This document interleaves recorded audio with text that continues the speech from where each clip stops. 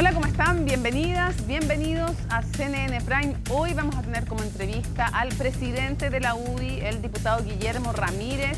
Toda la polémica al interior de Chile Vamos sobre las primarias o no, cuál es su postura, además las reacciones frente a las palabras que pronunció aquí en CNN Prime ayer el senador Francisco Chaguán, manifestándose disponible a ir a colaborar a una primaria un poco más amplia en Chile Vamos de realizarse, ¿no? Bueno, eso y más.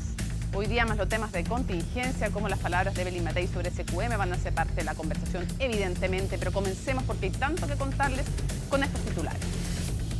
Isabel Allende acusó al Partido Socialista de bajar el nombre del diputado Tomás de Rementería, quien ocuparía su cupo en el Senado, luego de que ella cesara en el cargo por la fallida compra de la casa del expresidente Salvador Allende. La ex senadora calificó de grave la decisión del PS de no respetar el acuerdo que tenía con la presidenta de la colectividad, Paulina Bodano. La exalcaldesa de Maipú, Katy Barriga, se va a mantener con arresto domiciliario nocturno a pesar de ser formalizada por dos nuevos delitos: malversación de caudales públicos y negociación incompatible. Desde la Fiscalía Oriente explicaron que están abocados ahora a cerrar la investigación e ir al juicio oral. Tras 17 días, la Armada pondrá término mañana a la búsqueda de los 7 pescadores artesanales de la lancha motor Bruma. El fin de los operativos se va a realizar en el remolcador Janequeo, donde estarán presentes los familiares de las víctimas. El gobierno, en tanto, se querelló por homicidio con dolo eventual por el tráfico aéreo. Y en temas internacionales, a 15 años de cárcel fue sentenciado el expresidente peruano Ollanta Humala bajo la acusación de lavado de activos. Esto por haber recibido aportes ilícitos durante las campañas de 2006 y 2011, procedentes, se dice, del chavismo y de la constructora brasileña Odebrecht. Su esposa y el hermano de la ex primera dama también fueron declarados culpables. Todo esto y mucho más porque aquí comienza CNN Prime.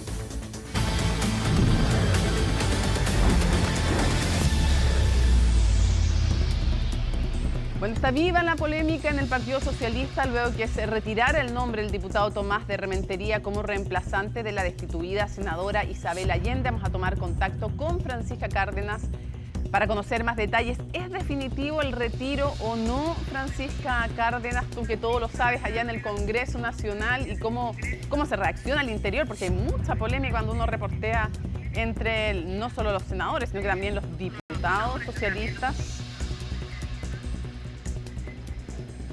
¿Qué tal? ¿Cómo estás, Mónica? Muy buenas noches. Sí, es algo que todavía está en definición. A las 20 horas comenzó esta comisión política en el Partido Socialista en la región metropolitana, en la sede del PS en la región metropolitana, y por lo que supimos también iba a asistir la presidenta del partido, la senadora Paulina Bodano, para definir justamente qué va a pasar con la vacante que deja finalmente la ex senadora Isabel Allende una vez que es destituida de esta definición del Tribunal Constitucional de hace algunos días. Y también recordemos que ella se vino a despedir acá al Congreso, al Senado de la República hace tan solo unos días. Ella, de preferencia, quiere que el diputado Tomás de Rementería ocupe su lugar en el Senado de la República. De hecho, pudimos averiguar que mientras se retiraban algunas cosas de la oficina de la ex senadora es que sucede esto de que se comunica finalmente que se va a definir por parte de la Comisión Política del Partido Socialista durante esta jornada y en los próximos minutos quién va a ocupar finalmente ese cargo. Se dicen varias cosas, que podría ser por intereses políticos de algunos miembros del Partido Socialista de poder ser senadores, y por otro lado de que chocaría, en este caso habría una competencia entre el diputado Tomás de Rementería y su pareja, la diputada del Partido Comunista Carol Cariola, quien también va y tiene intereses de ser senadora por la región de Valparaíso. Así que varias cosas podrían explicar esta decisión, pero al menos bastante molesta, la senadora emitió un comunicado de prensa, la ex senadora, bien digo, donde señala que en el día de hoy, en el cese de mi función, dice ella, como senadora, he tomado conocimiento de la decisión del Partido Socialista de contravenir el acuerdo alcanzado con su presidenta, la senadora Paulina Bodano, y la mesa directiva saliente respecto al reemplazo de la senaturía por Tomás de Rementería, actual diputado con quien he trabajado por años en la región de Valparaíso. Hoy además se habría retirado el oficio del Senado, me parece un asunto grave. Espero que la Comisión Política respete el acuerdo, señala la ex senadora Isabel Allende. Y por otro lado, le preguntamos a algunos parlamentarios, Mónica, cómo se tomaban finalmente esta división, y algunos decían que esperaban el pronunciamiento de la Comisión Política del partido durante esta jornada, que se hizo de manera urgente para poder definir quién va a ocupar finalmente ese cupo en el Congreso, que dura hasta el final, digamos, de este periodo legislativo. Son varios meses, por lo tanto lo tienen que definir. Y por otro lado, bien digo, algunos dicen que finalmente habría intereses de otras figuras del PS de poder ocupar el cargo, por ejemplo, el vicepresidente del Partido Socialista, Arturo Berríos, o hicimos las consultas de todas maneras directamente a Andrés Santander, ex secretario general del partido, y él dijo que no tendría interés, pero ha sido uno de los nombres que ha sonado para poder ocupar ese cupo en el Congreso. Escuchemos entonces parte de algunas reacciones durante esta jornada acá. A ver, hay una institucionalidad en el Partido Socialista que debe ser respetada. Nosotros enviamos un oficio y lo retiramos porque, tal como lo indica el propio oficio, no había pasado por la ratificación de la Comisión Política. Vamos a tratar de hacer esa reunión en horas de esta tarde, y si no mañana, y vamos a informarles cuando esté resuelto. Claro, como te decía, Mónica, también han sonado otros nombres. Andrés Santander, exsecretario general del PS, hicimos las consultas y él no estaría interesado. De hecho, nos dijo que estaría en un nuevo puesto de trabajo actualmente, el día de hoy. Y Arturo Berríos, actual vicepresidente del Partido Socialista, quien también ha sonado como posible carta también para poder ocupar el cargo que deja finalmente, el cupo que deja en el Senado de la República la ex senadora Isabel Allende. Pero lo otro que te decía que también podría explicar finalmente esta indefinición, el bajar el nombre del diputado Tomás de Rementería, o quizás bajarlo, pero después volver a pronunciarse en torno a la figura del diputado, es justamente que podría competir por la senatorial con la diputada Carol Cariola del Partido Comunista, quien además es su pareja. Recordemos que fueron padres hace poco tiempo también, así que ahí hay varias reacciones también del partido. De hecho, le preguntamos durante esta jornada al senador Insulza y él dijo que incluso ya estaba listo el nombre de Tomás de Rementería, que habló con él personalmente, así que escuchemos qué dijo el senador acá en el Senado. Es que hay una comisión política que supongo que será para nombrar a quien va a reemplazar a Tomás de Rementería como diputado, porque ustedes saben que Tomás de Rementería va a ser senador y se retiró el oficio porque no se había puesto quién iba a ser diputado en lugar de él. ¿Para el cupo de la ex senadora? Yo supongo que sí, efectivamente, voy a saberlo más tarde. Bueno, a lo mejor tiene algún error ella misma, pero voy a saber, yo no tengo más información que la que le estoy diciendo. ¿Le gustaría que fuera de Rementería? Perdón, yo entiendo que se nombró Rementería, se lo saludé el día sábado. Ahora, lo que sí faltaba a mi juicio, y lo había dicho hoy día, es nombrar a la persona que va a reemplazar a Rementería como diputado, ¿no? El nombre del diputado Tomás de Rementería lo habría puesto sobre la mesa directiva del Partido Socialista, Mónica, que ha cambiado sus autoridades durante los últimos días. Ahí hay otro problema también para quienes pretenden que sea él, e incluso la misma ex senadora, y que se respete finalmente la determinación de ella y la petición de que sea él el que ocupe su cargo, que deja ya vacante. También ha habido otras reacciones, por ejemplo, del senador Fidel Espinosa del Partido Socialista. Él señala en un comunicado incluso que la ex senadora tiene el legítimo derecho a presentar nombres a la comisión política del partido para que ésta dirima su sucesión de acuerdo a elementos objetivos, dice el senador Espinosa. Lamentablemente lo que hizo la compañera fue una determinación que desde mi punto de vista es antidemocrática, pues deja en carrera a más compañeros y compañeras que cumplen con los requisitos para representar a nuestro partido en tan importante región, en la región de Valparaíso. La compañera Isabel, dice Fidel Espinosa, terminó injustamente una brillante carrera política por responsabilidades del actual gobierno, por lo que el llamado que le hacemos es que permita que sea la institucionalidad partidaria la que determine quién será su sucesión. Así que harta división en el partido, Mónica. Hay que ver qué va a pasar en los próximos minutos, si finalmente se va a ratificar el nombre del diputado Tomás de Rementería o bien se va a mencionar a otra figura del PS para que pueda ocupar esta vacante que deja la ex senadora. Está el tema justamente de que para una senatorial en Valparaíso va a competir por el Partido Comunista, o se especula que va a competir Carol Cariola, su pareja, la pareja de Tomás Rementería. Entonces, claro, también está el punto, asume para competir, como le pide Fidel Espinosa, se piden otros, o o está solicitando asumir ahora y que de alguna manera le reserven el cupo como diputado. Lo planteo como pregunta porque es parte también de lo que se maneja como hipótesis, que a algunos no les habría gustado aquello. Esperamos a que se dé a conocer esta decisión y que todos ellos puedan hablar públicamente para que tengamos sus propias versiones. Muchas gracias, Francisca. Que esté muy bien, Mónica. Bueno, y seguimos avanzando para contarles que la Fiscalía Metropolitana Oriente formalizó nuevamente a la exalcaldesa de Maipú, Katy Barriga, ahora por delitos de malversación de caudales públicos y negociación incompatible. Se le acusa, entre otras cosas, de contratar con recursos municipales a una niñera para el menor de sus hijos. La ex jefa comunal va a continuar con arresto domiciliario nocturno y arraigo nacional luego de que ninguna de las partes se opusiera a mantener estas cautelares. Los detalles en el siguiente informe de Miguel Ángel Araya. Estimaron también las declaraciones. Solo voy a dar gracias a todas las muestras de cariño que he recibido. ¿Sí? De esta forma se retiraba del Centro de Justicia de Santiago la exalcaldesa de Maipú, Katy Barriga, tras ser nuevamente formalizada por la Fiscalía Metropolitana Oriente, esta vez por los delitos de malversación de caudales públicos en calidad de reiterado y negociación incompatible, ilícitos que se habrían concretado durante su administración en la comuna de Maipú entre los años 2016 y 2021.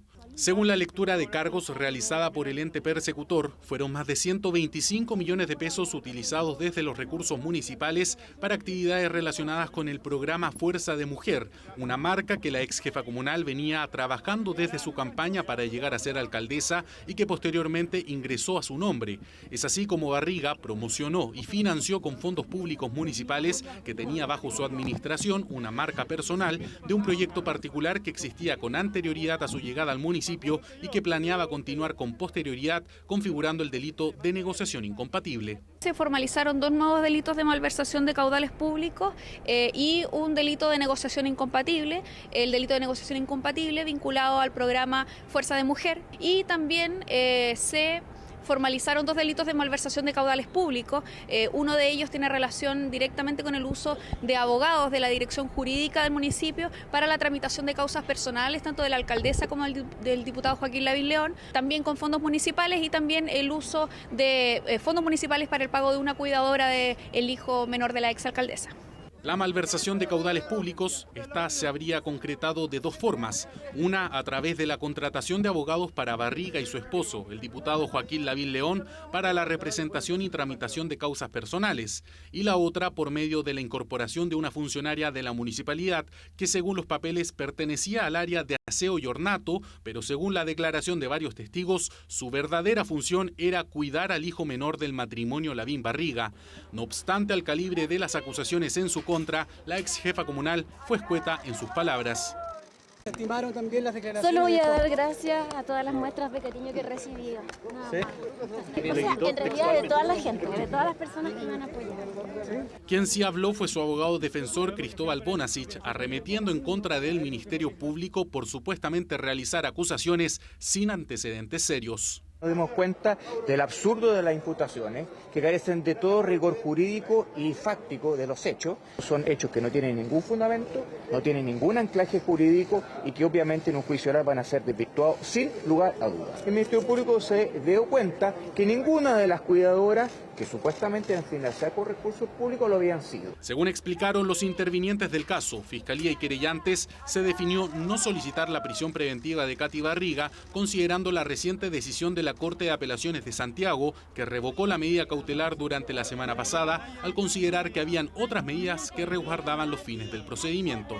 Nosotros solicitamos que se mantuvieran las medidas cautelares en este caso. Sabemos que la Corte se pronunció con la nueva integración hace pocos días, por lo tanto tuvieron en consideración ya esta formalización que se iba a realizar el día de hoy, y la verdad es que nosotros en este momento estamos concentrados y enfocados en cerrar la investigación y poder proceder al juicio oral. Quiero ser muy enfático. Nosotros hoy día no pedimos nuevas medidas cautelares porque existe el pronunciamiento de la Corte de Apelaciones de Santiago hace recién un par de días, la semana pasada, en que, conociendo de esta audiencia de reformalización, decidió decretar las medidas cautelares que ustedes conocen, que son las mismas que se le impusieron hoy día. Nosotros queremos que la exalcaldesa ingrese a un recinto penitenciario ahora como condenada. La investigación quedó fijada en un plazo de 60 días y se espera que no hayan más extensiones de dicho plazo, por lo que es probable que dentro de los próximos 2 meses el Ministerio Público presente la acusación judicial en contra de Katy Barriga para proceder a lo que será la preparación del juicio oral, en donde se definirá si la exalcaldesa es o no culpable del paquete de delitos de corrupción por los que ha sido formalizada. La Armada anunció el término de las labores de búsqueda de los 7 pescadores desaparecidos de la lancha Bruma. Luego de más de 2 semanas, los operativos van a finalizar mañana con un procedimiento de navegación desde Coronel hasta la última posición conocida de la lancha motor. Como parte de esta labor de búsqueda van a participar los familiares de los pescadores desaparecidos para realizar una ceremonia en el lugar del accidente o del incidente. Si bien se han encontrado restos pertenecientes a la embarcación, no hay indicios de las personas que viajaban a bordo de la lancha Bruma. Aunque los operativos de búsqueda terminen, la investigación del caso sigue, por supuesto, su curso en manos del Ministerio Público. Informo que las operaciones relacionadas con el siniestro de la lancha motor Bruma, en la cual lamentablemente se encuentran desaparecidos sus 7 tripulantes, finalizará mañana, miércoles 16 de abril, por medio de una última rebúsqueda de superficie materializada en una navegación desde Coronel hasta la última posición conocida de esta lancha motor, en la cual, a bordo del remolcador de alta mar Janequeo, se encontrarán embarcados los familiares de estos 7 pescadores artesanales, dando término con ello a las labores de rebúsqueda tras 17 días interrumpidos de arduo trabajo. Bueno, la querella la ha presentado el Ministerio de Seguridad Pública y el Ministerio del Interior también, contra quienes resulten responsables. Todos los elementos que se tienen a la vista hacen suponer, nosotros no somos los jueces, pero hace suponer de que efectivamente hubo una acción que puede ser considerada dolosa o puede ser un accidente, pero sin embargo no se habitualmente si un barco pasa a llevar a otro, se queda en el lugar de aviso de lo que sucedió, etcétera, y en este caso eso no sucedió. Bueno, en el marco de la incertidumbre que ha generado la realización de primarias presidenciales en la oposición, el senador de Renovación Nacional, Francisco Chaguán, planteó aquí ayer en CNN Chile su disposición para participar en este proceso en caso de ser necesario, dijo. Lo anterior sostuvo el parlamentario para fortalecer la candidatura de Chile Vamos. Todo este tema, las repercusiones que generó, nos lo cuenta Colomba Eijols. En medio de los esfuerzos que ha hecho Chile Vamos para concretar una primaria presidencial amplia del sector, el senador y militante de Renovación Nacional, Francisco Chaguán, planteó en entrevista con CNN Prime una opción alternativa para darle visibilidad a la abanderada presidencial Evelyn Matei. ¿Usted estaría dispuesto a participar de una primaria junto a Evelyn Matei y a Rodolfo Carter? En caso de ser necesario para fortalecer la candidatura de Chile Vamos y del sector, por supuesto que uno está siempre disponible. Y o sea, usted está disponible. Estaría si es que eso contribuye. Contribución que desde su propio sector pusieron en duda, dado que a comienzos de este año el conglomerado que representa el senador optó por apoyar y posteriormente proclamar a Evelyn Matei como su candidata presidencial. Él lo plantea desde la necesidad o desde que él pudiera aportar a la necesidad de hacer primaria. No es descartable que Francisco Chaguán surja como nombre de consenso para participar en la primaria. La verdad es que el partido ya ha tomado una decisión respecto al candidato presidencial. Eso sería un escenario totalmente distinto y que no está hoy día sobre la mesa. Está en todo su derecho a hacer esta propuesta, pero que sea su partido Renovación Nacional, que en su momento además ya nominó a Evelyn Matei, el que tenga que tomar una resolución sobre este tema. No podemos ser los socios de coalición los que estemos precisamente pauteando a nuestros compañeros de fórmula. Sin embargo, la candidata presidencial del sector no dudó en hacerlo. Apenas se enteró de las declaraciones del senador, lo contactó para transmitirle que no le pareció su planteamiento. Uno que por lo demás no es nuevo, dado que en su momento el militante de Renovación Nacional intentó reunir sin éxito las firmas para inscribir su candidatura y ser votado en el Consejo General. Frente a al foco que va a generar la primaria de la izquierda y también una eventual primaria de la derecha alternativa. Cristian Monkever, expresidente del partido, Rafael Provence, expresidente del partido, Carlos Larraín, expresidente del partido, me plantearon en su oportunidad la posibilidad de colaborar, cooperar. A fin de asegurar en una eventual primaria presidencial un espacio seguro y respetuoso, sin descalificaciones y competencia leal, planteó el senador a través de un comunicado que envió a todos los grupos de WhatsApp de Renovación Nacional. Lo que el senador Chaguán sueñe o quiera como sus posibilidades de hacer una primaria en Chile Vamos, creo que le corresponde a la candidata Matei entregar ese espacio de unidad, que es lo que ella ha planteado, pero la unidad tiene que estar primero en casa y después con el vecino. Es muy raro de cara a la ciudadanía ver que hay candidatos que se levantan para potenciar otras candidaturas o primarias que terminan siendo una falsedad. Yo creo que aquí hay que ser muy sincero con la ciudadanía, no aprovechar estas instancias de mala forma y si hay que competir, compitamos en primera vuelta. La pregunta es, ¿cuánto le podría afectar a Evelyn Matei ir directamente a esa elección y no participar en una primaria del sector? ¿La beneficia o genera consecuencias negativas? Evelyn Matei tiene que sopesar los riesgos de visibilidad pública en la primaria con la posibilidad de que cualquier competencia donde no exista real batalla de ideas o reales posibilidades de triunfo de uno u otro candidato terminen sacándola de esa pole position en la cual está hoy en día en las encuestas. Encuestas en las que permanece en el primer lugar, pero con una diferencia estrecha respecto a sus contendores de oposición, quienes ya han anunciado su disposición para ir directamente a primera vuelta. Hacemos una pausa en CNN Prime. Al regreso vamos a estar contactándonos con el presidente justamente de la UDI, Guillermo Ramírez, el diputado, para conversar de este y otros temas.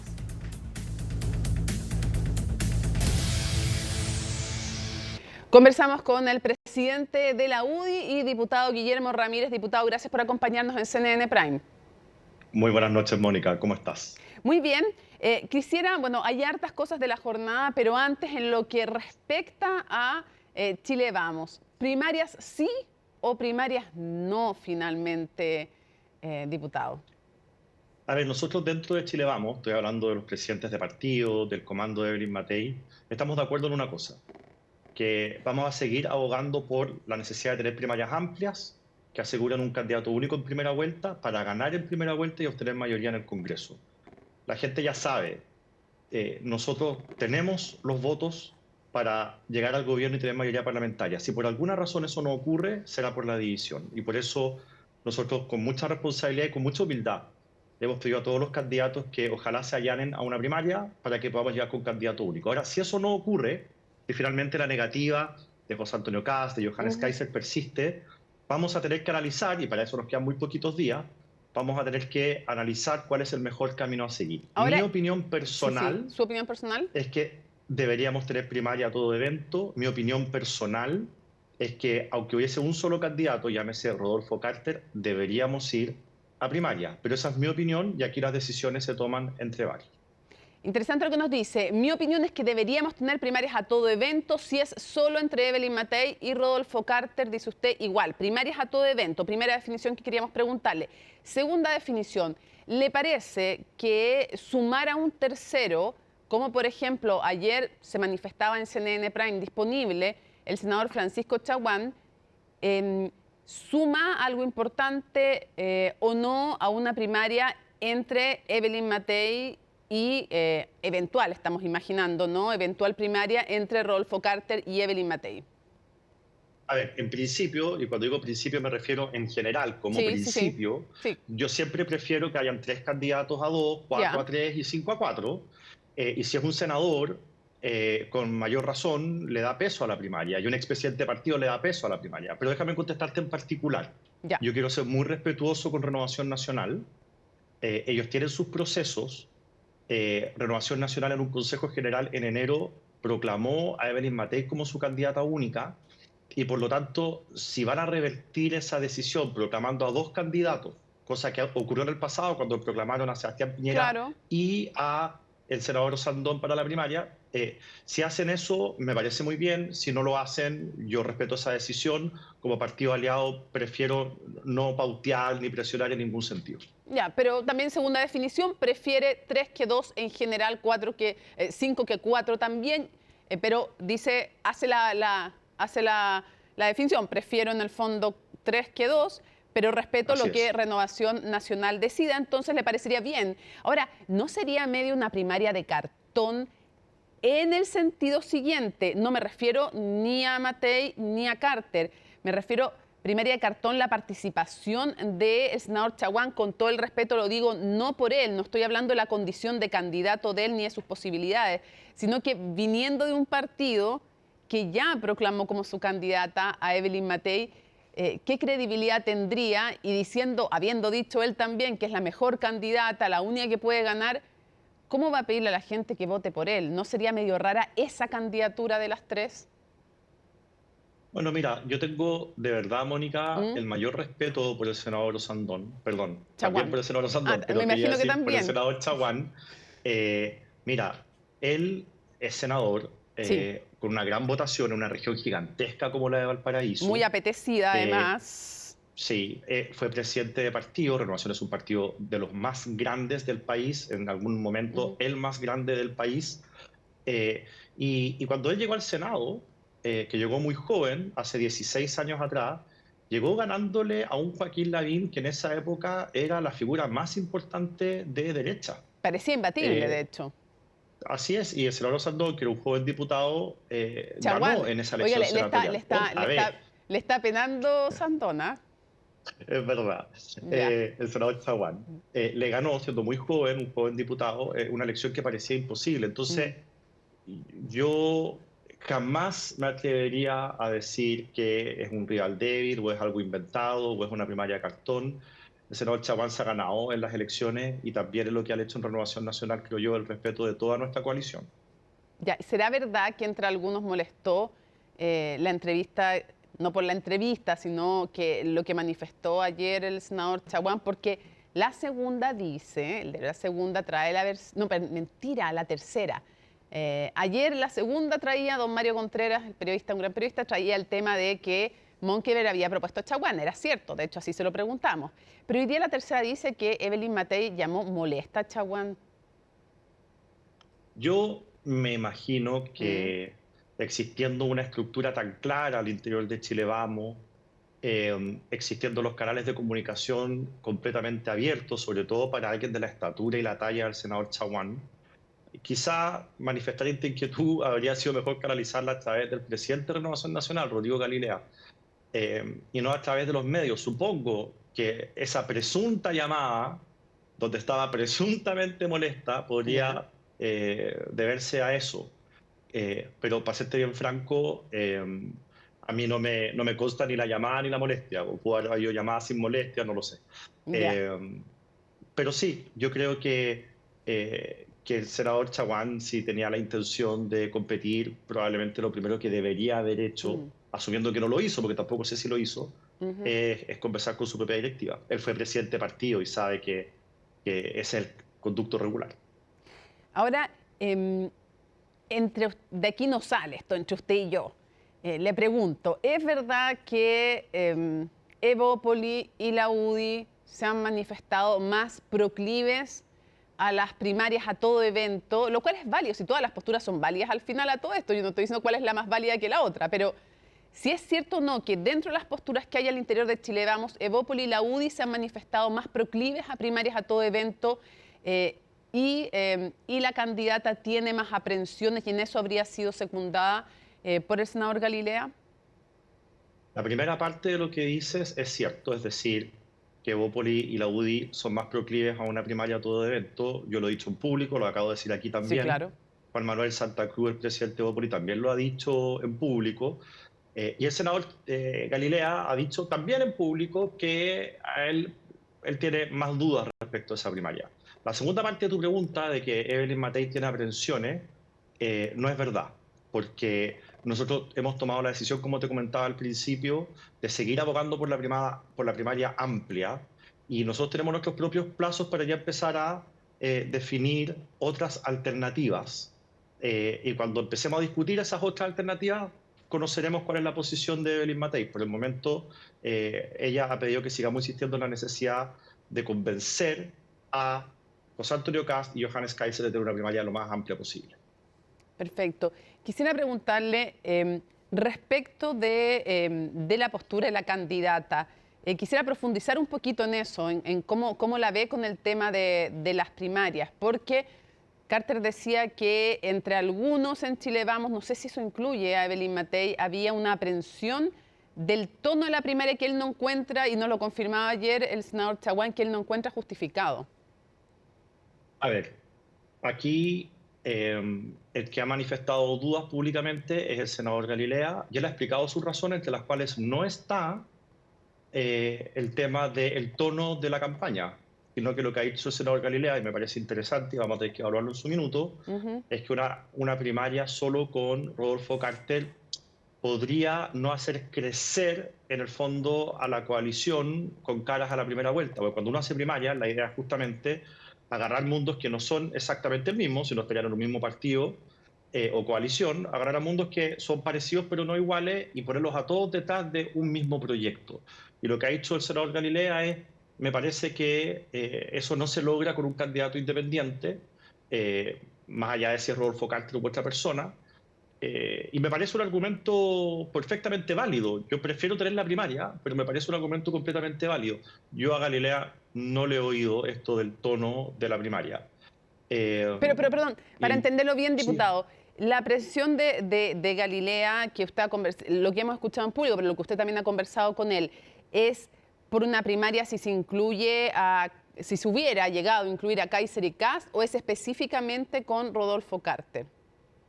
No. A Rodrigo Galilea le han preguntado múltiples veces, sí, hoy día mismo se lo preguntan en la segunda, si a él le parece ir una primaria de A2.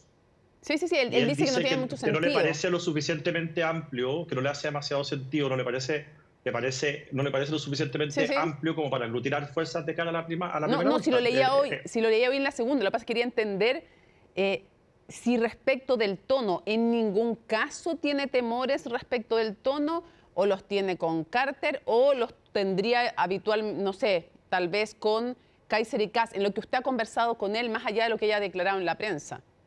No, yo ¿Nada dice solamente usted? No, Galilea nos ha dicho en privado exactamente lo mismo que ha dicho en público. Él ha sido muy transparente en su postura y nosotros también.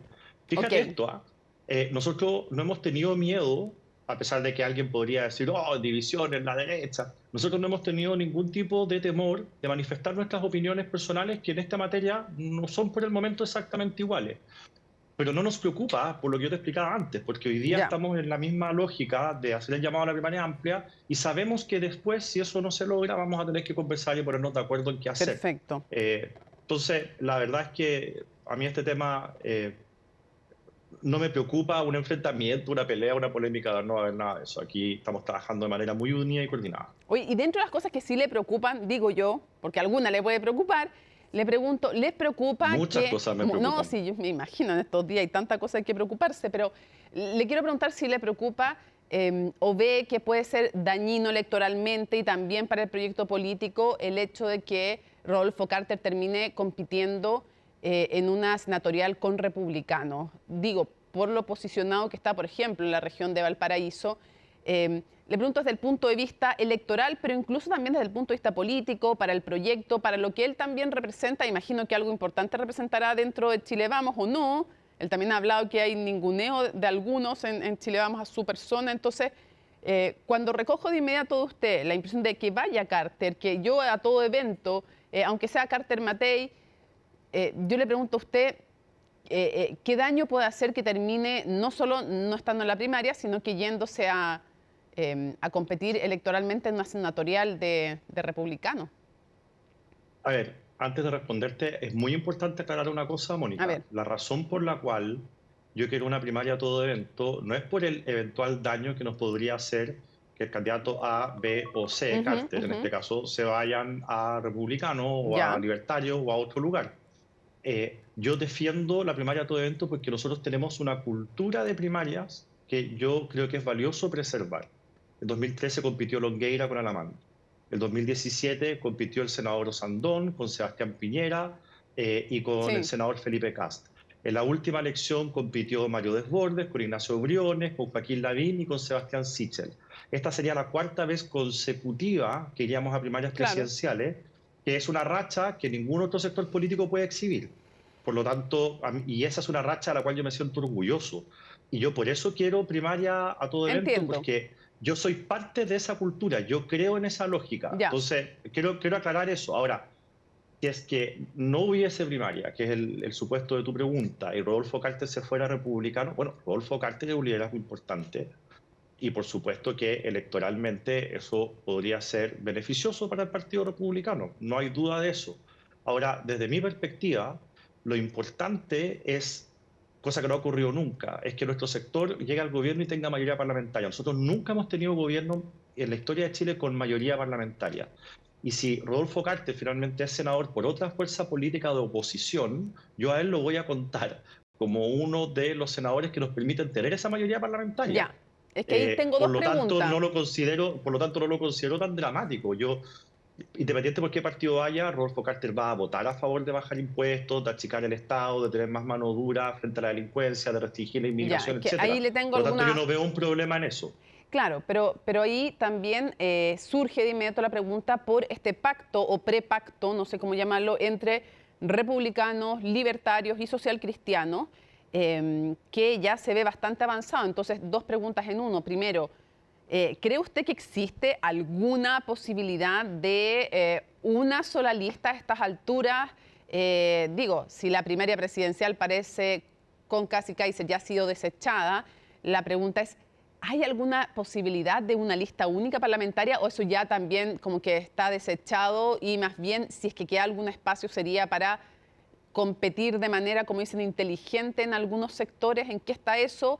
Después de ese anuncio me refiero, del anuncio que cambia las cosas, obviamente, del anuncio de este pacto entre libertarios, republicanos y socialcristianos. A ver, la política es competencia, las elecciones son una competencia y uno para ganar tiene que hacer las cosas mejores que el adversario. O sea, es importante mirar lo que está haciendo el adversario. Si el adversario, que es la izquierda por supuesto, va en 2 listas parlamentarias, no hay problema en que nosotros también vayamos en 2 listas parlamentarias. Yendo en igualdad de condiciones, nosotros debiésemos ganar la mayoría en el Congreso porque hoy día tenemos más adhesión, tenemos más votos.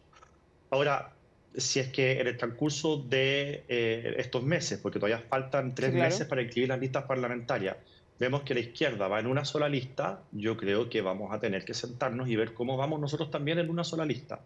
Ahora, así como van las cosas, y uno mirando lo que ocurre al frente y conversando con nuestros colegas parlamentarios, yo a estas alturas tengo bastante certeza de que la izquierda va a ir en 2 listas. Por lo tanto, tiendo a pensar que nosotros también lo vamos a hacer de esa manera y no me parece irresponsable hacerlo así si es que la izquierda va en 2 listas. Ya, no hay problema en que vayamos en 2 listas si es que la izquierda va en 2 listas, si es que el oficialismo va en 2 listas. Ahora, si van en una, si llegara a darse que logran, eso le voy a decir yo, ¿qué debieran hacer Chile Vamos? ¿Qué debiera hacer Chile Vamos si es que finalmente el oficialismo fuera en una lista? ¿Qué esfuerzo adicional, qué debiera hacer Chile Vamos? Tendríamos que ir en una sola lista, de otra manera, si el oficialismo va en una lista y nosotros en 2, ya conocemos el resultado de antemano. Incluso con más votos, nosotros vamos a perder el Congreso. ¿Y no cree que le van a dar un portazo del resto de la oposición, de libertarios, de republicanos? ¿No cree que le van a cerrar la puerta? ¿Sabes lo que pasa? Si vamos unidos, sacamos más parlamentarios, ¿cierto? Sí. Y eso significa que todos sacamos más parlamentarios. La UDI, que es el partido que yo represento, sacaría más parlamentarios, pero también republicanos, también libertarios. Por lo tanto, no creo que fuese tan difícil convencer a las otras fuerzas de oposición de que vayamos en una sola lista parlamentaria si es que la izquierda va en una. Si la izquierda va en 2, está bien que vayamos en 2, no hay problema, y creo que en eso hay bastante consenso en la oposición, entre una competencia inteligente, en la que ojalá podamos conversar acerca, sobre todo de las senatoriales binominales, que ahí es importante actuar de manera coordinada si queremos ganar senadores.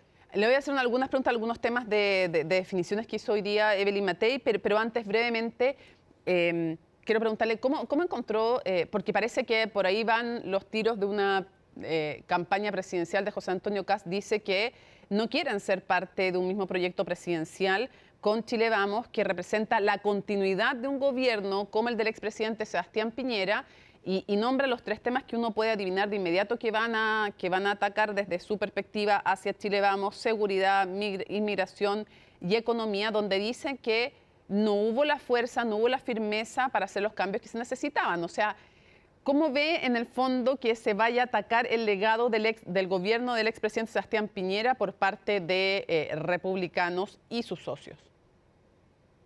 A ver, yo me siento orgulloso del legado del presidente Piñera. Creo que todos los chilenos nos emocionamos cuando vemos cómo se reconstruyó Chile con el terremoto, cómo se sacó a los 33 mineros de debajo de la tierra, cómo se manejó el tema de la pandemia y efectivamente cómo se manejó el tema de la economía, en que el presidente Piñera levantó el crecimiento del país después de ambos gobiernos de la presidenta Bachelet y logró enfrentar de manera bastante correcta y eficiente el problema económico que se generó con la pandemia. Por lo tanto, al menos en materia de economía, aquí nadie le va a dar clases al gobierno del presidente Piñera, que creo que lo hizo extraordinariamente bien. Ahora, en materia de delincuencia, nosotros, durante el gobierno del presidente Piñera, intentamos darle al Estado muchas más herramientas para poder controlar mejor la inmigración, el crimen organizado, el terrorismo en la macrozona sur, el narcotráfico, etc. Todos esos proyectos de ley fueron rechazados por la izquierda. Pero afortunadamente en este gobierno hemos logrado aprobar cerca de 50 proyectos en materia de seguridad. Entiendo. Entonces, no tienen problema en que los cataloguen como continuidad, que cataloguen a Evelyn Matei como continuidad del expresidente Sebastián Piñera. ¿No les da problema? Evelyn Matei va a representar continuidad y cambio, porque van a haber obviamente caras nuevas, hay nuevos problemas que resolver. En ese sentido vamos a tener que tener respuestas innovadoras, moderna a los nuevos problemas, pero en aquello que el presidente Piñera lo hizo bien, por supuesto que uno va a tomar esa experiencia para seguir haciéndolo bien. Déjame terminar un segundo con el tema de seguridad.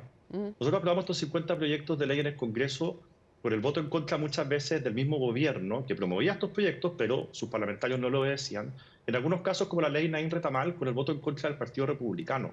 También el Ministerio de Seguridad, que los países modernos tienen todos ministerios de seguridad, que Milei, que ha recortado todos los ministerios, lo agrandó en Argentina. Bueno, ese ministerio, nosotros lo votamos a favor y lo sacamos adelante dándoles atribuciones y haciendo responsable a algunas autoridades políticas de cómo va la seguridad en el país. El Partido Republicano lo votó en contra. Y hoy día se dio una cosa curiosa. Hoy día un proyecto que presentó el presidente Piñera el año 2018, que es el que fortalece la inteligencia, se discutió en la Cámara de Diputados, se va a votar mañana y puede convertirse en ley mañana. Costó mucho sacarlo, 7 años. ¿Diputado? Avanzó mucho durante el presidente Piñera, pero ahora estaba congelado. Y ¿por qué te digo esto? Vamos a tener las herramientas a partir del próximo gobierno que no tuvimos antes para poder enfrentar de mejor manera el orden público, los problemas de orden público. Se nos acaba el tiempo, quiero pedirle 3 definiciones breves. Lo primero es cómo vio toda la polémica por el reemplazo senatorial de la ex parlamentaria Isabel Allende en el Partido Socialista. ¿Cómo lo vio? Yo creo que esto tiene mucho que ver más allá del resultado de probablemente la división que pueda haber al interior del Partido Socialista respecto a la necesidad de llevar una candidatura propia. Yo me acuerdo la semana pasada una carta que firmaban connotados socialistas, entre ellos la propia Isabel Allende, pidiendo que se apoyara a Carolina Toá. Eso no ocurrió. Supongo que dentro del Partido Socialista hay distintas miradas sobre este tema. Y asumo que lo que ocurrió hoy día con el reemplazo de Isabel Allende responde a esa diferencia de mirada sobre si el Partido Socialista debe tener candidatura propia o si debe apoyar a Carolina Toá. ¿Usted apoya la acusación constitucional anunciada en contra del delegado presidencial? Sí, no, ¿y por qué?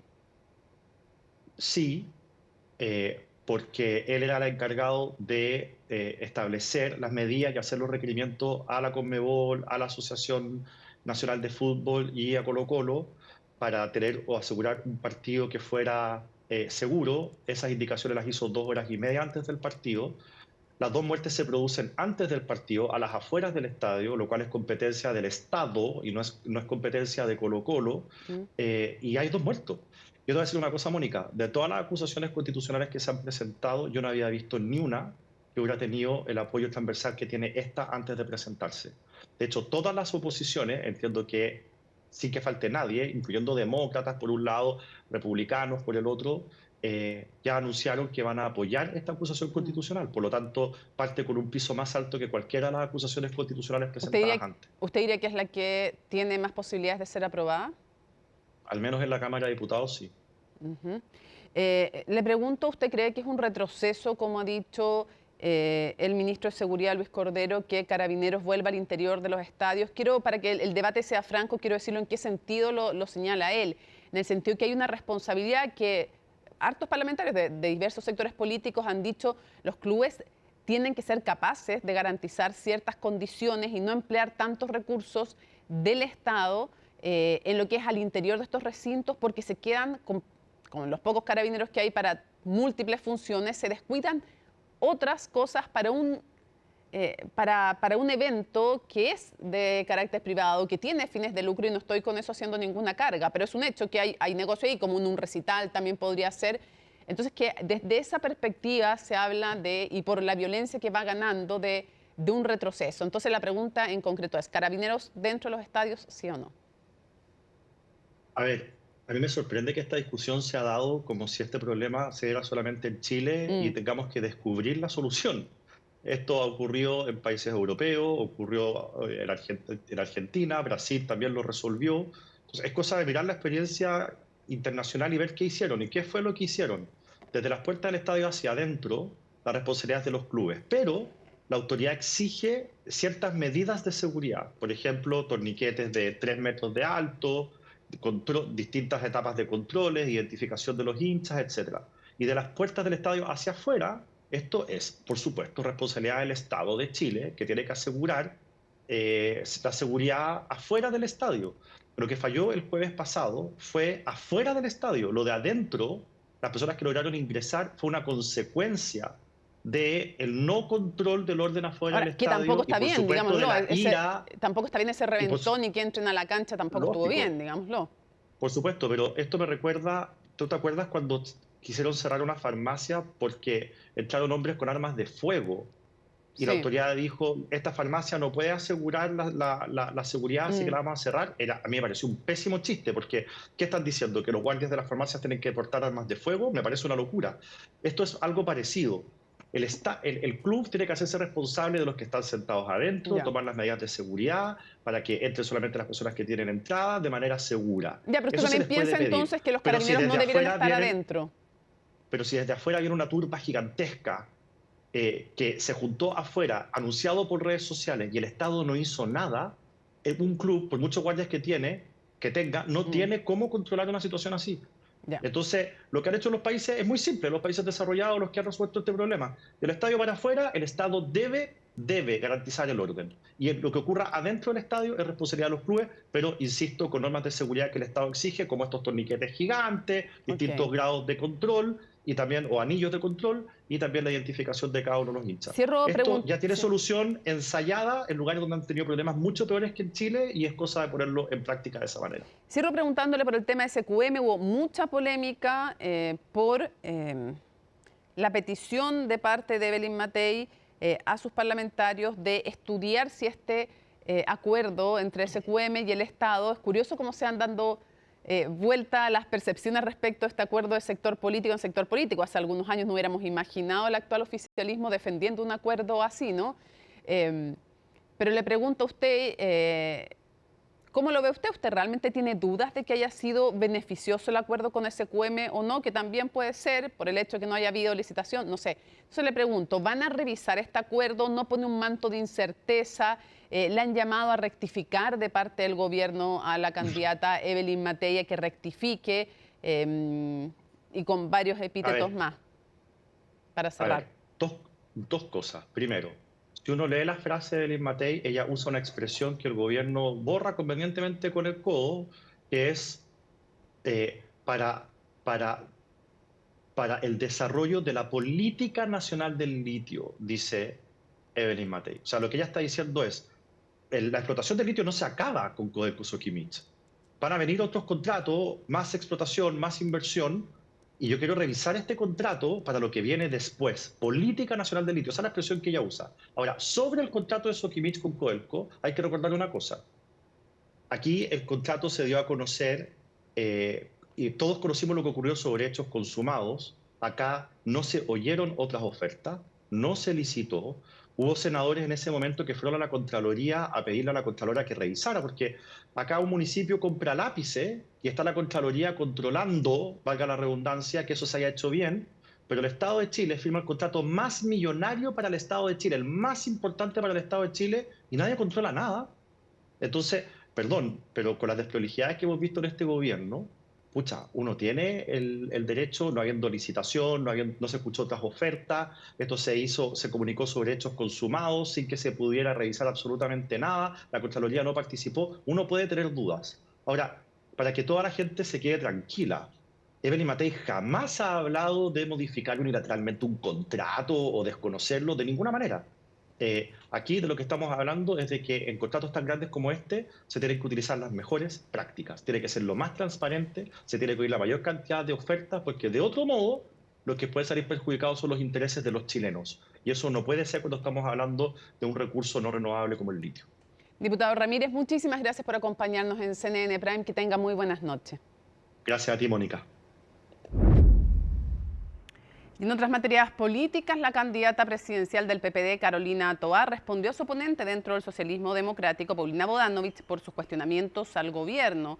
La tensión está lejos de desaparecer pese al llamado a la unidad de la expresidenta Michelle Bachelet. En paralelo, la Democracia Cristiana no cierra la posibilidad, así lo dijo aquí en Tolerancia Cero, de bajar su candidatura si es que las primarias oficialistas son ganadas por el PS o el PPD, como nos cuenta en su informe Macarena Román. Preparándose para lo que podría venir si supera a sus contrincantes en las primarias presidenciales y al parecer poco preocupada de la evidente tensión que hay dentro del socialismo democrático, así está por estos días la senadora Paulina Bodanovich. Mi relación es estupenda. ¿Y con la candidata Toá? También. Que se han dicho varias cosas. No, yo no he dicho nada. Le intentó bajar el perfil a sus dichos en contra de quienes, según ella, representan la continuidad del gobierno. La candidata del PS aseguró, apuntando al Ejecutivo, que han pagado un alto precio por decisiones que no han sido de su partido. Uno no alega ni no se lamenta por participar en un gobierno. Si es tan malo, se va. Punto. Esa es mi opinión. Pues uno está en un gobierno porque vale la pena, porque es importante para el país, y si eso tiene costos, los acepta porque hay un bien superior. Creo que lo que le interesa a la gente son las propuestas. Yo creo que eso es lo importante en una precandidatura presidencial más, después de la reunión que tuvimos ayer con la presidenta Bachelet, donde precisamente nos pidió cuidar el tono. Reunión en la que hubo un ausente, el diputado y candidato presidencial de la Democracia Cristiana, Alberto Undurraga, quien no cerró la posibilidad de bajar su candidatura si en las primarias gana Paulina Bodanovich o Carolina Toá. Si en las primarias gana Jara o gana Winter, va a haber una candidatura de centro, lo tiene que resolver la Junta Nacional de la Democracia Cristiana, pero es lo más probable. Ya. Si gana alguna de las candidatas del socialismo democrático, que hoy día están dividiendo los votos, tenemos que analizarlo en conjunto con ellas, porque a nosotros nos interesa converger. Pero ahí se abriría la posibilidad. Nos interesa converger con el mundo del socialismo democrático. Por eso ahí podrían analizarlo. Mire, yo creo que los partidos son soberanos para decidir quiénes son sus candidatas y candidatos, y me parece que la primaria que se está conformando es bien representativa del sector, así que a mí me tiene bien contenta. De alguna forma se comienza a torcer el brazo en la Democracia Cristiana. Algunos saben que es importante resguardar los cupos en el Congreso a través de la unidad.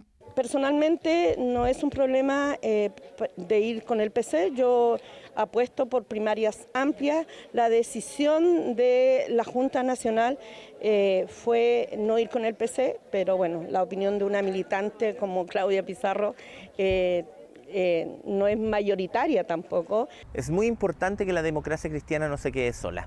Es por eso que la Democracia Cristiana tiene que formar parte de este conglomerado que juegue las primarias y desde ahí apoyar a quien gane. Porque algunos dentro de la Falange saben también la realidad del partido. Si bien tienen casi 30 alcaldes a nivel nacional, 5 diputados y 3 senadores, están en el 9º lugar en cuanto a militantes, siendo superados por el Frente Amplio, los nacionales libertarios y comunistas, entre otros. La experiencia que tuvo la Democracia Cristiana cuando fue sola fue de un fracaso. Me da la impresión que la democracia cristiana no va a repetir e intentará buscar algún acuerdo. Yo creo que lo más importante es buscar un gran acuerdo parlamentario que le permita asegurar un mínimo, no solamente que sea superior al 5%, sino una representación a lo largo de todo el país. Un país que en poco más de 2 meses tendrá que vivir unas nuevas elecciones primarias, donde hasta ahora participaría todo el oficialismo, los mismos que han insistido pero no han logrado convencer a la esquiva democracia cristiana. Definitivo, el gobierno anunció que no va a ingresar el proyecto de negociación colectiva ramal, algo que el propio presidente Boric dijo que se presentaría a más tardar a fines del año pasado. La Central Unitaria de Trabajadores dice que no se está cumpliendo el acuerdo y Natalia Muñoz nos cuenta por qué se pospuso la iniciativa que era parte del programa original de este gobierno. Más de 2 horas reunidos y ya se vislumbraba que no habían acuerdos con la Central Unitaria de Trabajadores. Nuevamente se pospone el proyecto de negociación ramal que queda sin fecha de ingreso. Un compromiso que lamentablemente no ha sido cumplido. Hasta el día de hoy seguimos esperando como Central Unitaria de Trabajadores y Trabajadoras el proyecto de ley que nos permita dialogar en el Congreso con los actores incumbentes como el Estado, los parlamentarios, pero por sobre todo con los empresarios que se han restado de todas las conversaciones en torno a este tema. El presidente ha fijado nuestras prioridades. Esas prioridades tienen que ver, reitero, con avanzar en la implementación de la reforma de pensiones, algo que es muy relevante para la ciudadanía. También avanzar en proyectos emblemáticos como son Sala Cuna y subsidios laborales. Pero los compromisos del gobierno con la central siguen vigentes. En un acuerdo con la CUT, el presidente Boric anunció en su cuenta pública de 2024 un plazo totalmente diferente. Me comprometo con el mundo sindical, tal como acordamos recientemente con la CUT, a iniciar un proceso de diálogo tripartito entre autoridades, trabajadores y empresarios que culmine a fines de este año con la presentación al Congreso de un proyecto de ley de negociación colectiva multinivel. Algo que claramente no se cumplió. ¿Por qué? Se atrasó porque la reforma de pensiones se extendió mucho en el tiempo, eso lo comprendo. No obstante ello, yo creo que es importante en este sentido cumplir con un compromiso que es esencial desde el punto de vista del programa y que tiene que ver con dotar a los trabajadores, fortalecer a los sindicatos, darle más poder para poder mejorar las condiciones de remuneración. Creo que lo fundamental hoy día es que la discusión tenga una fecha clara. Es un compromiso de gobierno, es un compromiso con las organizaciones sociales, pero además es un compromiso con Chile porque lo que hace la negociación ramal es subir salarios. Y también sabemos que hay una fuerte resistencia por parte de la oposición a que esto se discuta. Yo en la Comisión de Trabajo en algún momento solicité una serie de pronunciamientos de esta materia y la derecha se opuso. Este 2025 el escenario es distinto. Hacienda también anunció que postergarán el proyecto de reforma a la renta. Ahora se suma la negociación ramal. Ese proyecto no tiene piso político ni técnico. Hoy la prioridad de Chile es recuperar la inversión y generar trabajo. Tenemos casi 1 millón de chilenos cesantes. Y ese proyecto no contribuye absolutamente en nada a fomentar la inversión. Yo me alegro que se postergue, tal como se está postergando la reforma tributaria, este aumento de impuestos a las personas. Son medidas correctas. La negociación ramal no contribuye en nada a mejorar las actuales condiciones del mercado laboral. Tenemos 2.600.000 personas trabajando en la informalidad. Tenemos a las mujeres totalmente excluidas hoy día del mercado laboral. Y la verdad que solamente esto perjudicaría eventualmente a las pequeñas empresas que no pueden entregar las mismas condiciones que las grandes empresas si se establece una negociación ramal para igualar los derechos. La exministra y ahora candidata Yanet Jara ya había anticipado que no había espacio para la negociación y quizás la impulsaría si llega a la moneda. Que la negociación colectiva ramal es un compromiso del gobierno del presidente Boric y yo espero que se pueda cumplir. En el evento de que eso no ocurriera, ayer el subsecretario Boca, el ministro Bocardo, que aprovecho de saludarlo. Que no es prioridad. Entonces, sí, si no se cumple en este gobierno, ¿usted sí lo va a impulsar? Sí, claro que sí. Ya. Lo claro es que esta discusión no será en este gobierno. La que sí comenzará es la del salario mínimo, donde la CUT propone un salario vital. Las negociaciones con Hacienda parten esta semana. Bueno, las tasas hipotecarias se han mantenido estables en el último mes. Incluso en la primera semana de abril se registró una leve caída. Pilar Gutiérrez nos muestra cómo podrían seguir hacia adelante y cuánto puede impactar el proyecto de subsidio que se discute en el Senado. Los retiros de fondos dispararon las tasas hipotecarias. El promedio llegó sobre 5% y se anticipó que ese nivel seguiría por varios años. Por suerte han bajado algo. La tasa promedio registró una leve caída la primera semana de abril, bajando a 4,38%. Una cifra que se ha mantenido estable desde finales de 2024 y que todavía está lejos del mínimo histórico de 2% que anotó en 2019. Respecto a marzo, la tasa se mantiene más o menos estable, un poquito más baja, o esa tendencia a la baja que llevábamos, tal vez ya se tienda a establecer. Una normalización que se refleja en las cifras. De hecho, la primera semana de abril se situó prácticamente en el mismo nivel que un mes atrás, cuando estaba en 4,39%. Quienes trabajan en el rubro inmobiliario observan algo más de actividad, aunque no ven una tendencia consolidada de alza. Aún vemos un comprador un tanto cauteloso, que está prefiriendo proyectos con entrega inmediata, que está prefiriendo proyectos con financiamiento directo con la inmobiliaria para pagar el pie. No podemos estar hablando todavía de una reactivación masiva, sino que más bien estaríamos hablando de un proceso que es temporal, que ha venido pasando principalmente durante este último mes. Registramos más de 4 millones de búsquedas de propiedades durante marzo, un incremento de más del 6% en comparación a febrero. Este aumento de interés coincide directamente con esta baja de tasa, que mejora la disposición de compra, especialmente en proyectos con subsidio o condiciones de financiamiento más flexibles. Para reactivar el rubro, el Congreso sigue discutiendo el proyecto de subsidio a la tasa del crédito hipotecario, iniciativa de ley que se encuentra en el segundo trámite constitucional y que promete bajar en hasta 1% la tasa a viviendas de máximo 4.000 UF. Los expertos han estimado el impacto que puede tener esta iniciativa en caso de aprobarse, pero también hay otros factores que pesan en la discusión. La compra de vivienda no pasa solamente por las condiciones de la tasa, sin embargo ayuda muchísimo.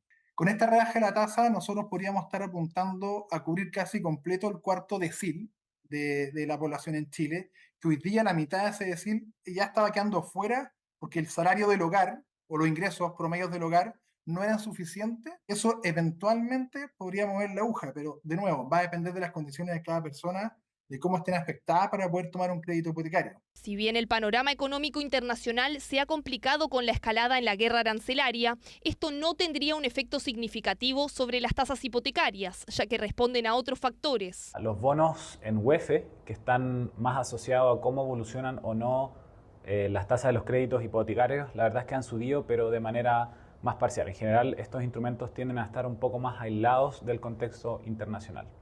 Ahora, desde el punto de vista de perspectivas locales, la verdad que creemos que no hay tanto espacio para que sigan cayendo las tasas de interés de los créditos hipotecarios.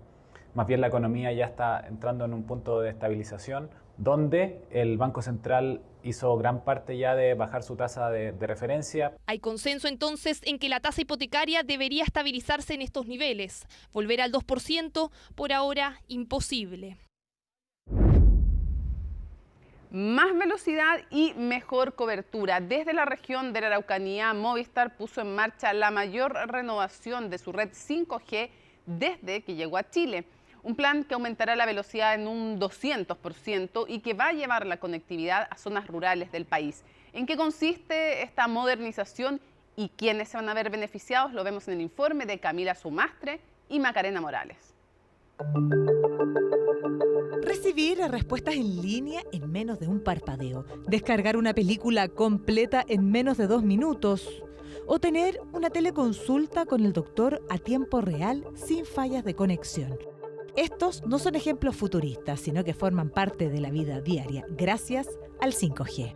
Ahora la quinta generación se expande y moderniza a lo largo del país. Es así que Movistar llevó a cabo la actualización más grande desde su llegada con este tipo de tecnología en el 2022, acompañada de una mejora en la infraestructura.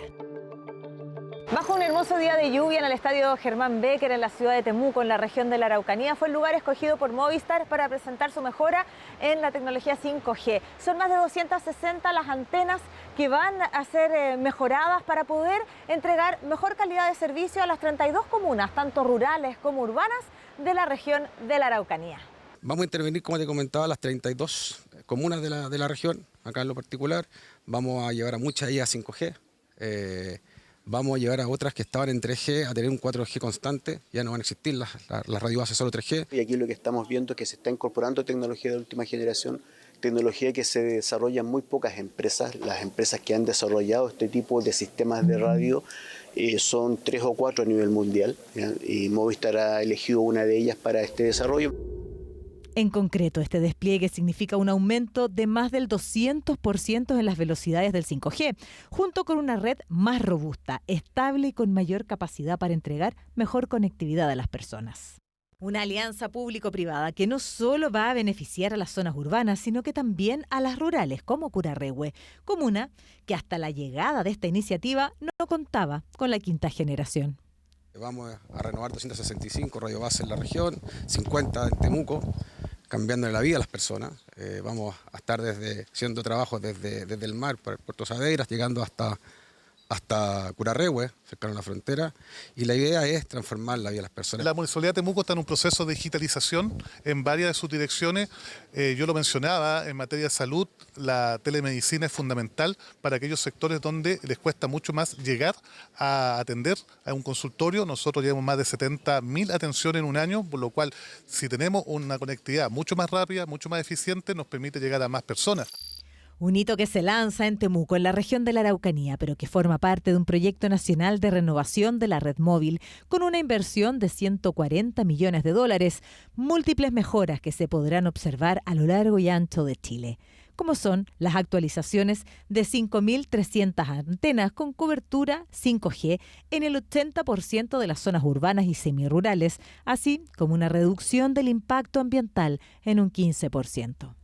Estamos trabajando aquí en Temuco, en paralelo también estamos iniciando trabajo en Talca, en Antofagasta, y así sucesivamente se van incorporando a nuevas ciudades de Chile. En este caso nuestro socio elegido, nuestro proveedor elegido fue ZTE.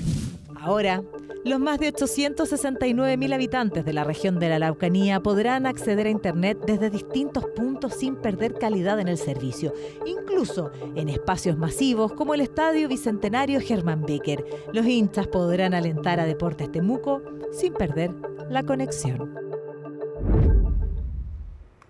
Comenzó una nueva edición de El Día del Cine que se va a extender hasta, de hecho, mañana, ¿no?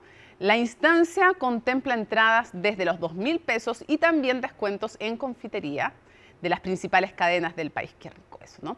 Bueno, Sandro Lavarría nos cuenta más detalles en la siguiente nota.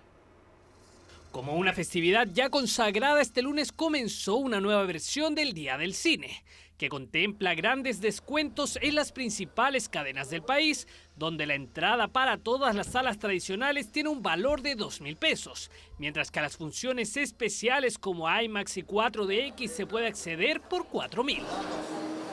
Encuentro que están súper buenas. De hecho, mi hijo hace rato que quería ver la película de Minecraft y no habíamos podido venir porque estaban súper caras las entradas, así que aprovechamos. Uno de mis pasatiempos también favoritos es justamente venir acá, ver una película, por lo tanto, el poder hacer algo que me gusta y a menor precio, bueno, suena perfecto, la verdad. Bacán, porque estaba muy barato y mi papá me llevó por eso. Hay que aprovechar y aparte que no hay restricciones en las películas, entonces se pueden ver estrenos, se pueden ver cualquier película que hay en la cartelera, así que es súper buena iniciativa. El evento, que en sus inicios se desarrollaba en una sola jornada, se ha ido expandiendo hasta celebrarse durante 3 días, 2 veces al año. Todo esto gracias a las miles de personas que participan en la instancia, que además ha ayudado a reactivar uno de los rubros más afectados durante la pandemia. Las preventas cada vez resultan mejor porque la gente también ya está más amiga de comprar por internet. Entonces hay mucha gente que prefiere, pero también gente que prefiere llegar directamente al cine y ver qué película ver ahí, porque hay mucha gente que no solo ve una, sino que para el día del cine se planifica y compra los 2 días o compra 2 películas en un mismo día. Siempre con el mismo objetivo, que la gente siga reencantando con la industria. Las películas son para verlas en la pantalla grande. Hemos mejorado muchísimo la experiencia, hemos mejorado muchísimo la tecnología y esa es la idea, que la gente lo disfrute. No se quede fuera de la conversación por no ver una película, porque con el precio rebajado es lo ideal. En estos 3 días la cartelera disponible es amplia e incluye cintas premiadas como Flow, Anora o El Brutalista, y también las más taquilleras como una película de Minecraft o el live action de Blancanieves. La niña de mis ojos, el amateur o la chilena Los años salvajes que se acaban de estrenar también son parte de los descuentos. Yo recomendaría Small Things Like This, que marca el retorno de Cillian Murphy al cine después de obtener el Oscar por Oppenheimer, y que tiene que ver con las llamadas lavanderías de las Magdalenas, instituciones religiosas que se supone acogían a jóvenes, a mujeres con problemas, mujeres con embarazos adolescentes, pero que se ha descubierto que en verdad eran espacios de muchísimo maltrato y que estuvieron funcionando incluso hasta los años 90. Los descuentos en el marco del Día del Cine continuarán disponibles hasta este miércoles 16 de abril. 9 de la noche con 12 minutos. Aquí está con nosotros Giselle Guerra para revisar todas las informaciones internacionales. ¿Cómo estás? Buenas noches. ¿Cómo estás, Mónica? Muy buenas noches. Vamos a comenzar esta revisión internacional en nuestra región, en Perú, con la que sin duda es una de las noticias del día. Otro expresidente de esta nación siendo declarado culpable y siendo condenado, en este caso Ollanta Humala, condenado a 15 años de cárcel bajo la acusación de lavados de activos agravados. Ojo, no solo él, sino que también la ex primera dama y su hermano. Él, por lo demás, se enfrenta ahora 12 años de cárcel bajo esta acusación de que Humala recibió fondos el 2006 en la campaña presidencial y el 2011 en la primera oportunidad de parte del régimen de Hugo Chávez, y en la segunda del caso Odebrecht se habla de casi 3 millones de dólares que recibió. Son varios por el caso de Odebrecht. De todas formas, y en este caso particular, no es el único expresidente peruano que tiene que acudir al penal de Barbadillo, ¿no? Allí, por lo demás, está actualmente Pedro Castillo, quien está enfrentando una investigación en su contra por lo ocurrido en los últimos meses, ¿no?, de su mandato, así como también está precisamente en este penal Alejandro Toledo, ¿no? Es claro, el otro expresidente peruano que también está en el penal Barbadillo, a donde debería ser trasladado de las próximas horas el exmandatario de esta nación, quien por lo demás también va a tener que pagar, ojo, 10 millones de soles. Eso es aproximadamente 2,7 millones de dólares por reparación civil, y todo esto en medio de esta investigación que se extendió por una década y un juicio que se extendió en los últimos 3 años. Finalmente tiene esta imagen que estamos viendo nosotros a nuestras espaldas. Tremendo lo que pasa en Perú y en otros países además, porque como te decía, salvo uno, Sagasti, sí, todos los últimos presidentes han sido investigados o están siendo investigados, sí, los presidentes vivos, o habían sido investigados por corrupción. Breve listado de los últimos 40 años. Alberto Fujimori fue indultado. Él estuvo, por cierto, también en el penal de Barbadillo. Murió a mediados del año pasado. Alejandro Toledo, les mencionaba, ¿no? Sigue, por cierto, allí en el penal de Barbadillo. Alan García, él se suicidó, pero también está enfrentando un proceso judicial. Pedro Pablo Kuczynski, investigado. Martín Vizcarra, también investigado. Pedro Castillo está también en el penal de Barbadillo, siendo investigado por la justicia. Y Dina Boluarte, que actual mandataria, que está en funciones, pero también está enfrentando allí algunas indagatorias. Hasta quienes están en el ejercicio. Sí, incluidos también quienes están en ejercicio. Es la situación compleja del país. Claro, Francisco Sagasti, sí, él no. Exacto. Él se libra de esta deshonrosa lista, y si entramos al Parlamento peruano, la cantidad de investigaciones también es altísima. Por eso que este enfrentamiento con estas muertes cruzadas, cuando uno se anula con el otro, son bien brutales y tienen mucho descrédito en la ciudadanía ambas instituciones, y tampoco la justicia se salva. Por cierto, y también es lo que se ha visto lamentablemente en el país vecino en estas últimas décadas, con este extenso listado. Otro mandatario, exmandatario, que es condenado, y en este caso con Humala, a 15 años de cárcel. ¿Va a poder apelar?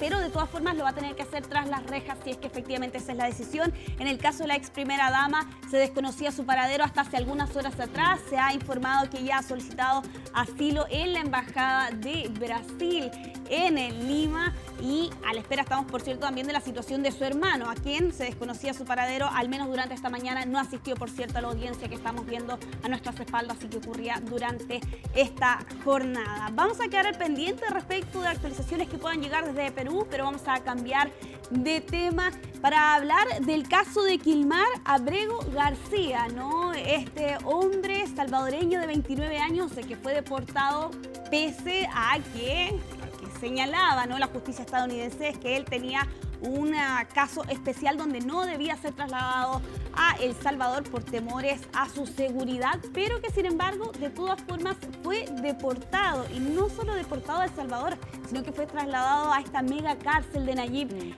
Bukele.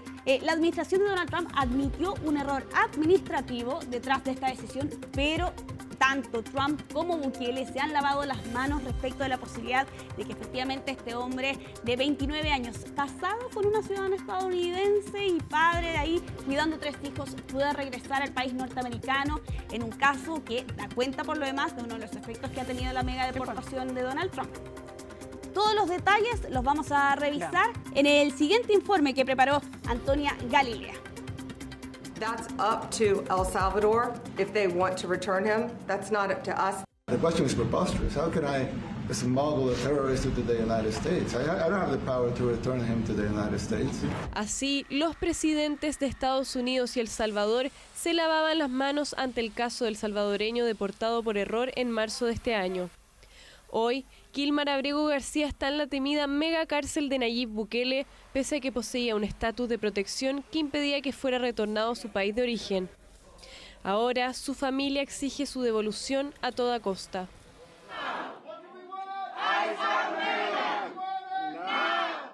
Con 29 años, este padre de familia pasa sus días en el centro de confinamiento para el terrorismo tras ser subido a un avión en marzo junto a otros 250 migrantes indocumentados acusados de pertenecer a bandas criminales. Pero lo cierto es que el salvadoreño ingresó sin documentos a Estados Unidos en 2011 y se instaló en Maryland. Así, estuvo por varios años hasta que un juez local le otorgó un estatus de protección en 2019 tras determinar que el hombre estaba huyendo de las amenazas de grupos criminales locales. No hay cargos aquí ni en El Salvador. No ha sido acusado de ningún delito y, sin embargo, se encuentra en prisión. Creemos, fundamentalmente, que eso es ilegal. El salvadoreño trabajaba en la industria metalúrgica en Estados Unidos y se presentaba a las citas a las que regularmente le convocaban las autoridades migratorias. Se casó con una ciudadana de Estados Unidos con la que estaba criando 3 hijos, incluido un niño de 5 años que tiene problemas de salud.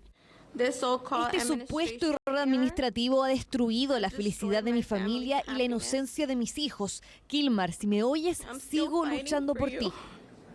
Sin embargo, su vida dio un giro total hace solo unas semanas atrás.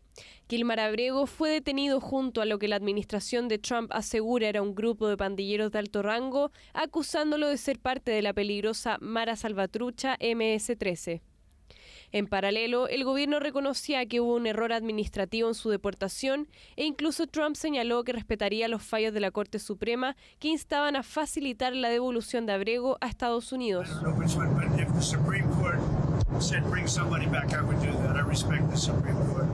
Pese a esto, tras la reunión de este lunes con Bukele, dejaron claro que el hombre no será regresado al país norteamericano. Tampoco cumplieron la orden que dio la jueza del distrito de Maryland, Paula Sinis, exigiendo al gobierno explicar cómo devolver a Estados Unidos a Kilmar. El argumento, que el hombre está bajo custodia del gobierno de El Salvador y por lo tanto depende de ellos decidir el futuro de Kilmar Abrego García. El abogado del gobierno dijo que sí tenían la intención de cumplir con la orden y traerlo de vuelta. Eso es lo mínimo. Deberían haberlo hecho ya. Han tenido tiempo de sobra entre la orden del Tribunal Supremo de ayer por la tarde y ahora. Debería estar aquí en Estados Unidos. Son 5 horas de vuelo. La negativa de Bukele y las resistencias por parte del gobierno de Trump a cumplir las órdenes judiciales complican el futuro de Kilmar. Este caso se ha convertido en uno de los más emblemáticos de las deportaciones masivas que ha realizado Trump en este nuevo mandato.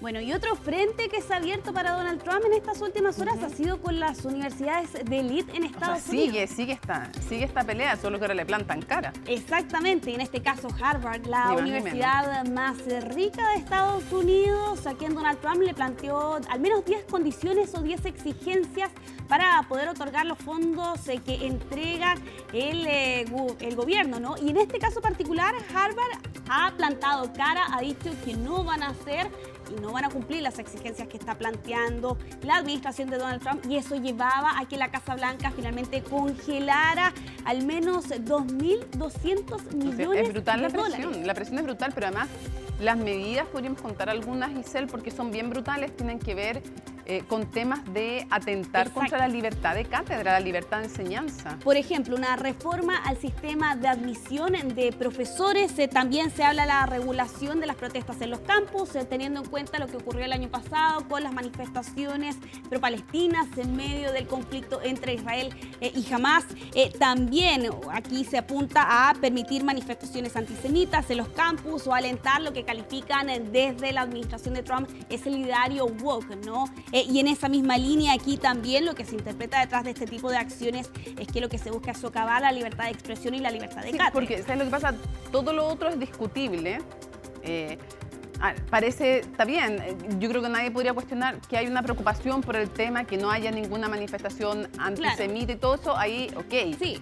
Pero aquí, en el caso de Harvard, dentro de las condiciones también tienen que ver cosas con contratación de profesores. Exacto. Y los ramos, meterse en los ramos. Y eso ya está en otro nivel que Harvard dijo no estamos dispuestos a tolerar. Exacto, y a tal punto que el expresidente Barack Obama se ha sumado a ese respaldo, la Universidad de Yale también se ha sumado a esas respaldos que han sumado, por cierto, esta universidad durante esta jornada de medio, esta pugna que se ha abierto precisamente. Por suerte tiene estos fondos que le permiten de alguna manera tener más espaldas también financieras para poder, frente a esta medida que es una presión económica brutal, defender su libertad, su independencia. Sí, por cierto, y aquí teniendo en cuenta que es la universidad más rica de Estados Unidos, algunos expertos planteaban que si Harvard no hacía esta medida, difícilmente le iban a poder tomar otras casas de estudio. Ya para ir cerrando esta revisión internacional, lo vamos a hacer con esta imagen satelital que da cuenta de esta gran tormenta de arena que fue captada el día de ayer en Irak y que llevaba a que más de 3.000 personas debieran ser hospitalizadas por problemas respiratorios como parte de los efectos que, por cierto, dejan estas imágenes que están viendo ustedes a nuestras espaldas. 3.700 personas hospitalizadas en Bagdad, sumado también el sur de Irak, como el efecto que dejaba, por cierto, este fenómeno meteorológico que se ha agravado por lo demás debido a la crisis climática. Y aquí ya los expertos advierten que este tipo de hechos y de fenómenos van a ocurrir con más frecuencia debido a las condiciones meteorológicas existentes producto de la crisis climática que está atravesando el planeta. Mónica, la visibilidad de menos de 1 kilómetro, de hecho lo estamos viendo allí en parte de los impresionante y peligrosísimo. Sí. Muchísimas gracias, Giselle, por toda la información. Junto a Isabel Guerra, no nos vamos a ir de inmediato a la pausa porque hay una información súper relevante que contarles. Y es la siguiente, atención, porque el diputado Tomás de Rementería se baja de la carrera interna del Partido Socialista por reemplazar a Isabel Allende en el Senado. Lo que él dice, que ustedes pueden ver ahí en pantalla: he decidido retirar mi nombre para ocupar el cargo senatorial que deja hoy Isabel Allende. Nunca busqué ser senador, acepté, dice, la solicitud que me hiciera Isabel y que fue ratificada por la mesa directiva del partido, en la cual se reconocía mi labor como diputado y el trabajo que realizamos en conjunto, dice, con la senadora Isabel Allende. Soy viñamarino, amo mi región y siempre estaré al servicio de trabajar por ella. Sin embargo, dice, las decisiones centralistas y los intentos de imponer nombres ajenos a la región me han llevado a enfrentar una situación en la que incluso se había tomado una decisión formalizada mediante un oficio del Senado que luego fue retirada. En tales condiciones se me hace imposible continuar disponible para esta solicitud. Agradezco las múltiples muestras de apoyo. Y así termina entonces el diputado Tomás de Rementería. Recordar que hoy día se supo que se retiraba del Senado este oficio en que se le oficializaba como el reemplazante Isabel Allende. Se había dicho de parte de Paulina Bodanovich que había un acuerdo entre la mesa y la senadora para que, como último gesto hacia ella pudiera definir a su reemplazante en el Senado. Reemplazo que dure en el fondo hasta las elecciones parlamentarias.